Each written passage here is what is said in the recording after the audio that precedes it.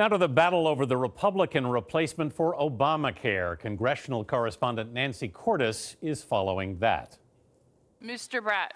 No. Mr. Bratt, no. House conservatives flexed their muscles today, nearly blocking the GOP bill, then tacking on a work requirement for Medicaid recipients. Alabama Congressman Gary Palmer. By 2022, there will be 29.7 million able-bodied adults on Medicaid. I think we do these people a tremendous disservice by not requiring work. They're also demanding deeper cuts to Medicaid. Moderate Republicans want the opposite.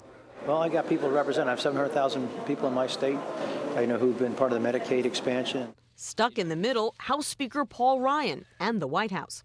This president is getting deeply involved. He is helping bridge gaps in our conference. But Democrats argue tweaking the bill here or there won't fix the central problem. 24 million people projected to lose coverage. Connecticut Senator Chris Murphy. Let's say they make some changes so that only 20 million Americans lose health care insurance. That is still a nightmare. Ryan insists the GOP plan will bring customers into the market by pushing down premiums. But CBO actually says they're going to go up. They just won't go up as quickly as premiums under Obamacare. So how many people do you really think are going to be motivated to buy it? It will take time for markets to stand themselves up and offer new products in a new deregulated free market setting. When your reforms kick in, premiums go down. And this is before we get to phase 2 or phase 3.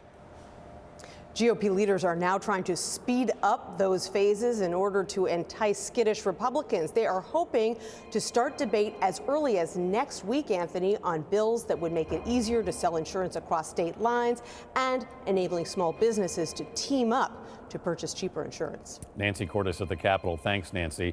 The White House today released its budget proposal for the next fiscal year. Let's go back to Major Garrett at the White House. Major, what's in it?